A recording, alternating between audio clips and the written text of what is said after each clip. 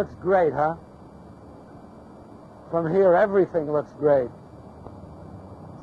But things aren't always what they seem.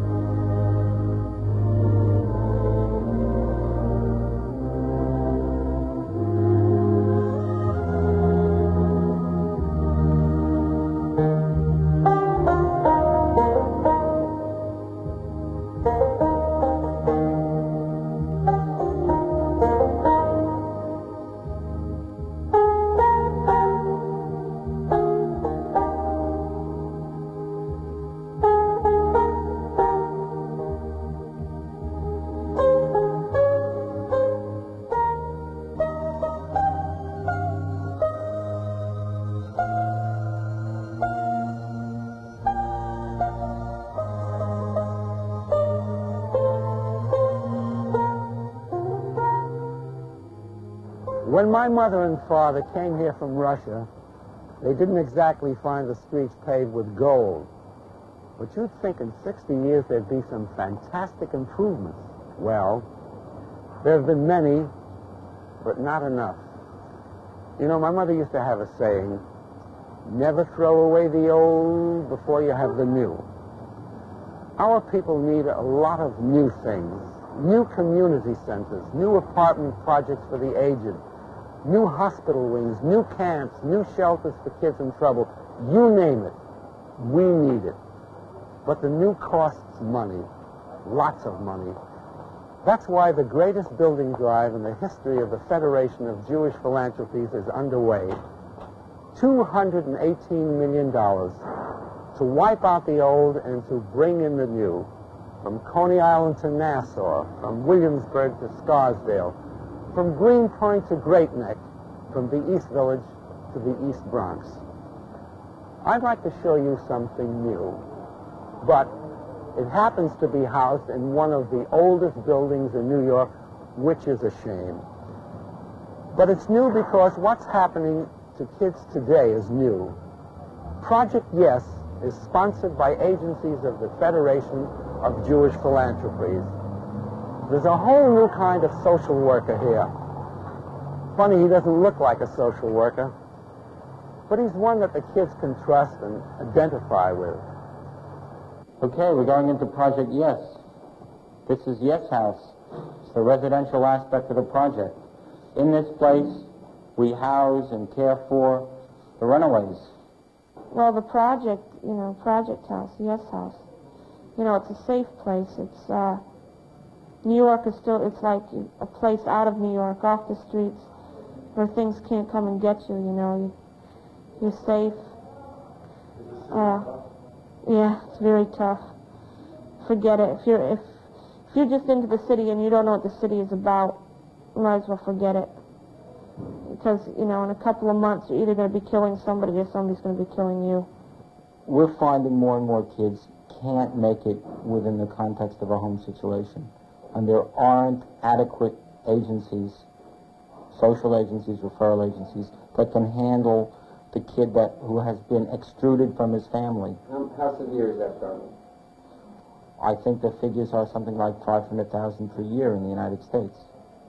And now we're talking about kids who are no longer 17, 18, 19 with some college background, like the Flower Children. We're talking about kids who are 13, 14, and 15 who are walking out of homes when they've had 7th and 8th grade educations. I'm talking about a generation of kids who have become a walking Bowery population, burned out by the time they're 17 and 18 on various drugs, psychedelics, hard and soft, and alcohol, which it took the earlier generation 20 years of alcohol to do before it got itself burned out. I'm talking about kids of 21 who are corpses, who walk in the winter streets in a T-shirt with icicles forming on their beards. I'm talking about young women who are forced to have babies in doorways because they feel there's no place they can turn.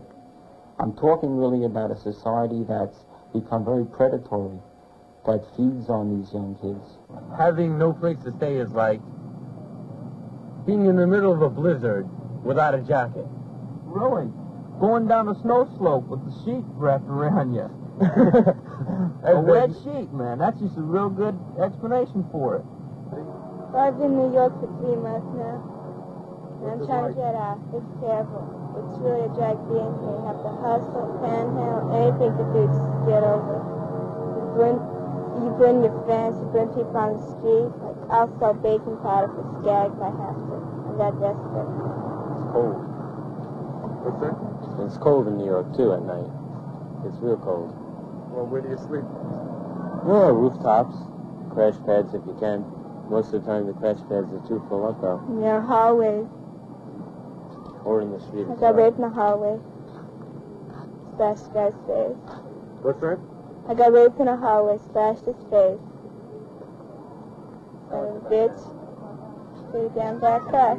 He deserved it. Well, so you gotta watch out for all kinds of weird people in the park here.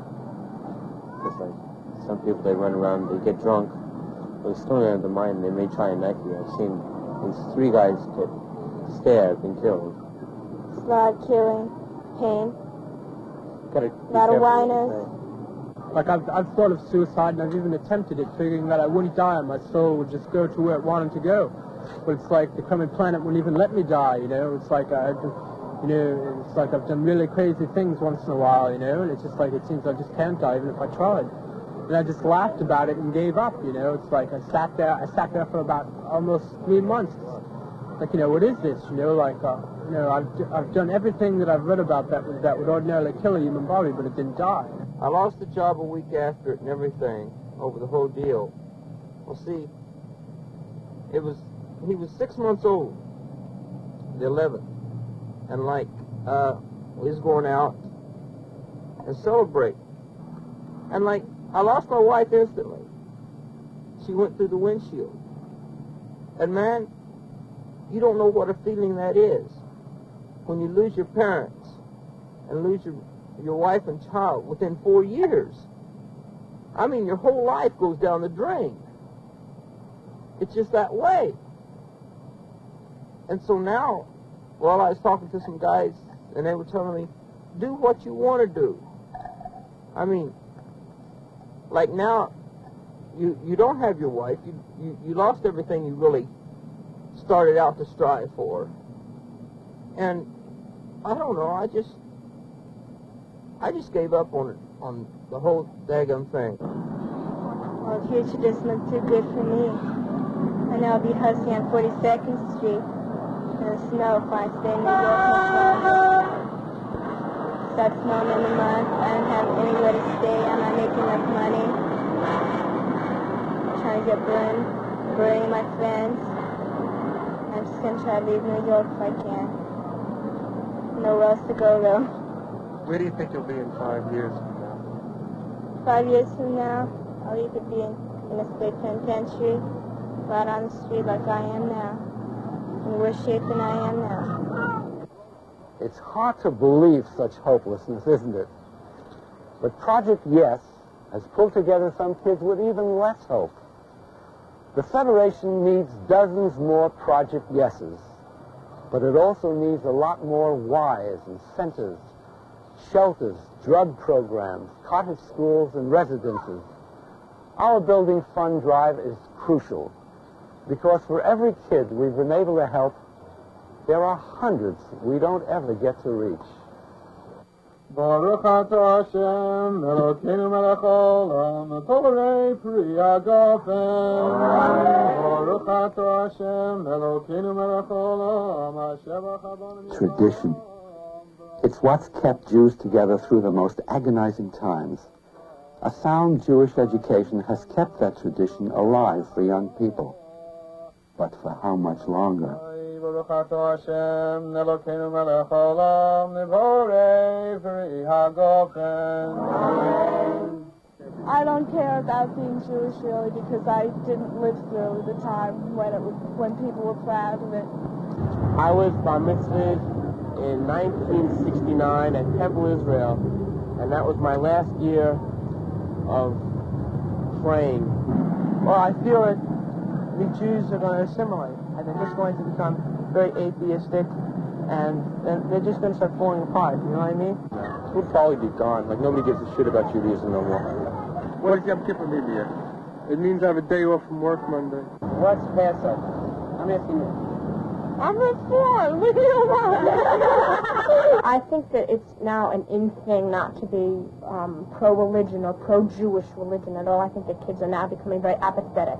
Now, if it just turned, the pendulum swung to the other way, and people decided to have Judaism as their in thing now, I think that definitely kids would go toward it.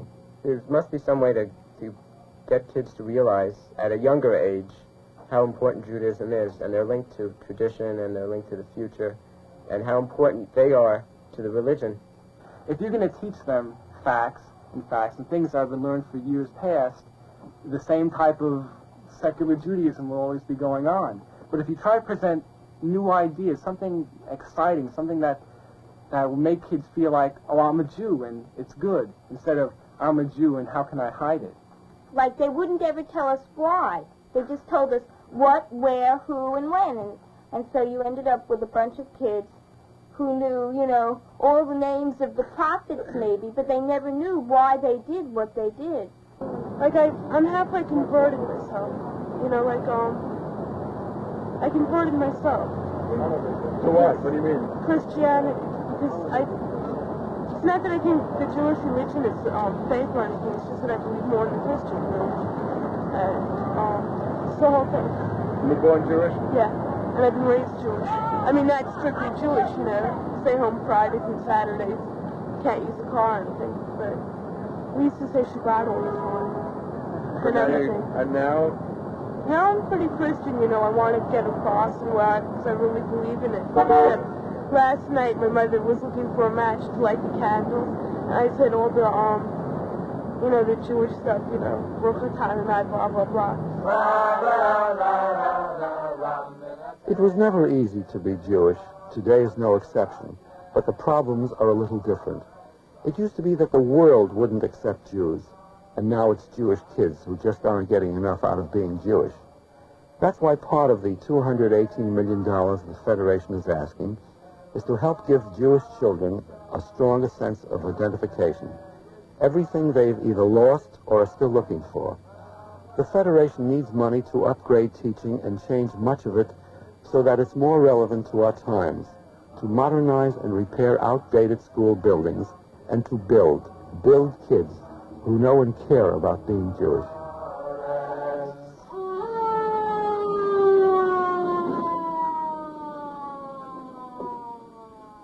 You know, my first experience with a hospital was when I was 7 and had to have my appendix taken out. It was an old hospital in Brooklyn, and the thing I remember about it, besides being scared out of my mind, was having to share my bed with another boy. It was crowded in those days, but you know what? With all the great revolutionary medical care our hospitals provide today, we still don't have enough of the sophisticated life-saving equipment we should have. And a lot of our hospitals are hopelessly overcrowded. Here we are in the emergency room. We have very, very many patients. We have a very, very small facility. Our problem continues to be limited facilities for a growing population. We have a narrow corridor. What do you mean by limited facility? Well, we have 11 stretchers, and if we get 100 patients, it can only treat one at a time. The population grows because of the lack of availability of private doctors, so that we see more of non-emergent kinds of cases, and they wait longer to be seen. Ideally, what should happen? We should be able to treat, ideally, 10 critical cases at the same time. It needs space, it needs facilities, we need equipment, we need stretchers. We're now entering the hemodialysis room, where patients who have chronic renal disease, kidney disease, have to be attached to these artificial kidneys at least twice a week in order to maintain their life because their own kidneys are no longer functioning. As you can see, we're quite cramped here in this room. We put an extra machine in because there's a crying need for dialysis facilities. There are people within this city now who cannot survive because there are not enough dialysis machines. People with chronic kidney disease who can't get on these machines because their kidneys have failed cannot survive, cannot live, because the kidneys' elimination of certain poisons which build up in the body is vital to life. You're in cardiac catheterization, and we're in the middle of a busy afternoon, and what's going on is we've run out of space and people, equipment, and time.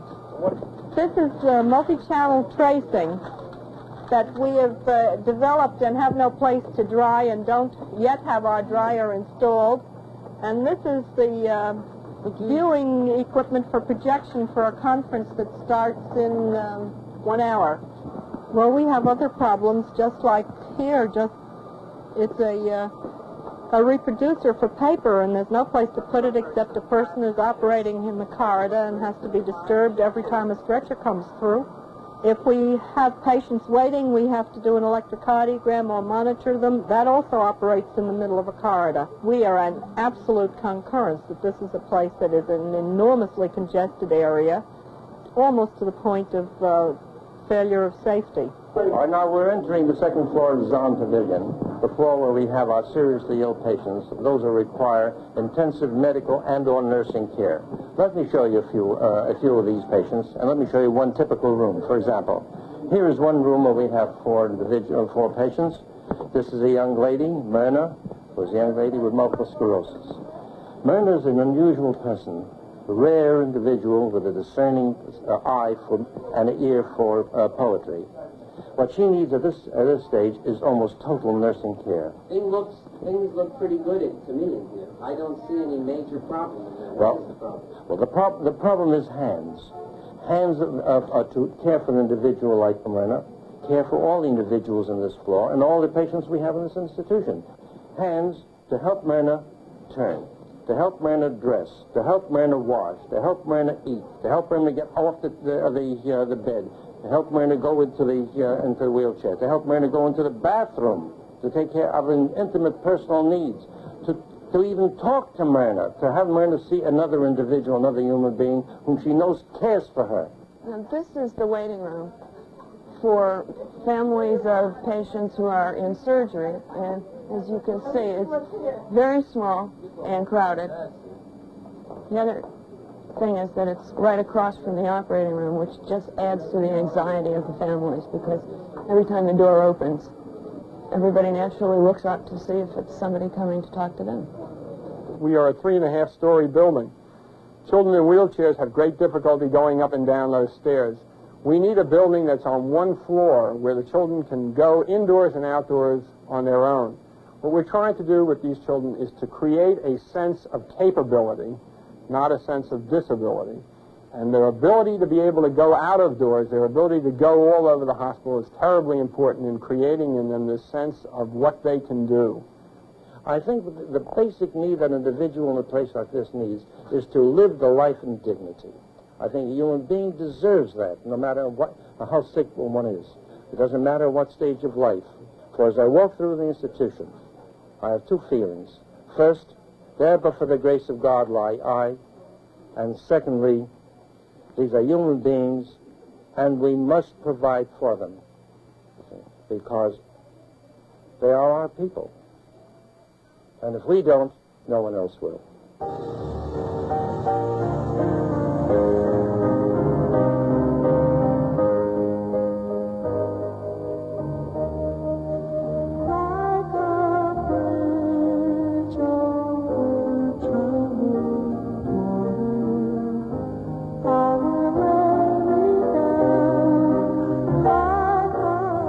Did you know that today in New York, 1 out of every 9 people is 65 or older?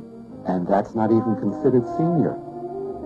Today, the average age of people admitted to homes for the aged is 84. What happens in between and after? A lot of suffering. And the end of that suffering is what the Federation is all about. You know, my mother used to say, alone is like a stone. But on the other hand, she also used to say, it was better to be alone, God forbid, than to live with her children. Huh? How old are you? 80. Pass 80, all right? How does that be? Married for 44 years, had a nice wife, 2 nice children. Who the hell would figure? I knew I was going to get old someday, but I didn't think I was going to have trouble with my foot. When I used to be able to walk miles so far. It didn't bother me now. I'm glad I come home. As soon as I come home, I lay on the bed and I take a rest of 20 minutes, and then I feel much better. During the day,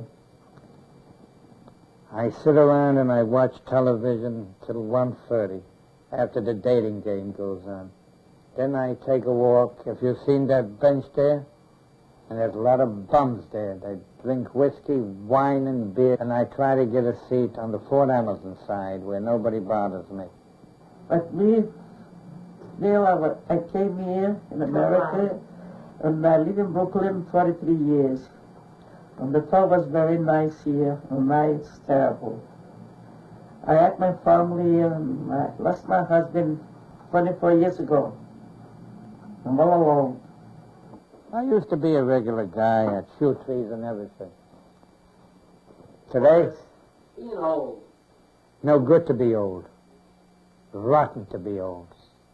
Supposing I tell you, you wouldn't believe it. Many a time, honest to goodness, I say, if I had no children, I'd blow my brains out. Forget about it. What the hell is the difference? What have I got? Have I got anything? What can I do? What can I do? I've tried that to make it a little better. They should give us a little more social security and help us out and get us a better apartment to live. Shouldn't cost so much rent. Why are you living here then? Where am I going to get another apartment? Where? You get me an apartment. Got to be $100 a month. Well, tell us how you tried. How? I've been all over Bensonhurst because I know that neighborhood. I lived in a furnished room there when I lost my wife. I was paying her $60 a month. Beautiful room and a half, kitchen and everything. Now she wants $80 a month. You know what I mean? I try to manage. If it was up to translate in English, try to manage it. You see, it's very hard. I get such a funny feelings. You're all alone. When you get depressed, I go to the doctor. The doctor says you're nervous and you got probably your nerves plenty acid in your stomach and you suffer. Did you see the house slippers that I had? What would you say would make things better?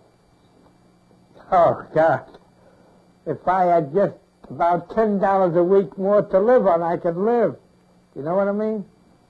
Is life still worth living with these problems? What can you do? You want to live. You want to live. I want to live, yes. I want to see more great-grandchildren. You want to see the grandchildren, great-grandchildren, and you figure on your old age, they bring you joy and happiness, even if you have nothing. Seeing them alone makes you happy. When they get old, the world may be different, and the world may be better if us people, like the old age people, complain and complain. We will make their world a better world.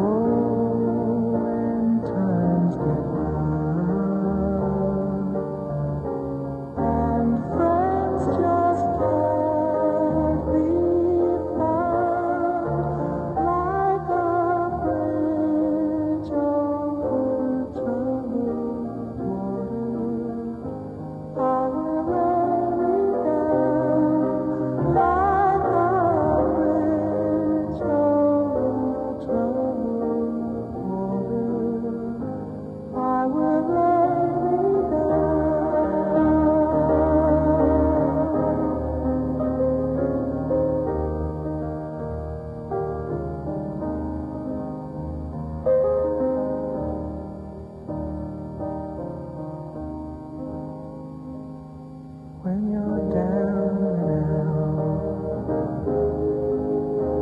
when you're on the street.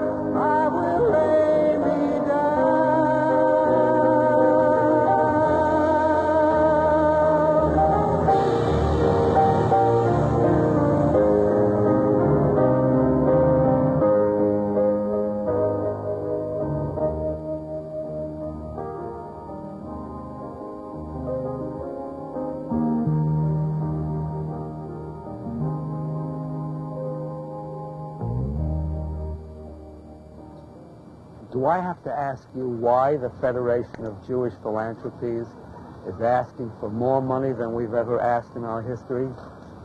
$218 million for our building drive? It's because our obligations as a Jewish community are greater than at any time in our history.